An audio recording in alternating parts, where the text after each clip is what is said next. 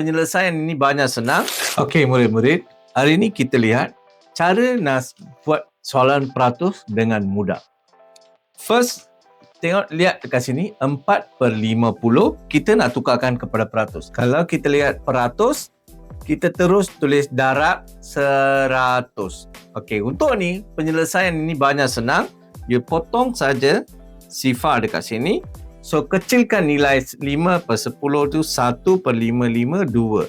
So, 2. Okey, 4 darab 2 adalah 8%. So, jawapan adalah 8%. Ini adalah teknik 1. Teknik 2, senang saja. Kita samakan yang 50 ni, kita tukarkan kepada 100. So, kita darab dengan 2.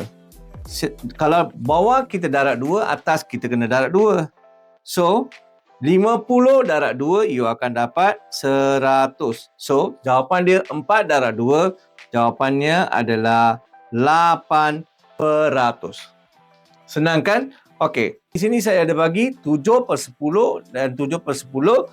Gunakan teknik yang cikgu ajar dekat sini. Cuba jawab soalan ini. Kalau anda nak belajar banyak lagi teknik berkenaan matematik, jumpa saya di Star Tutor.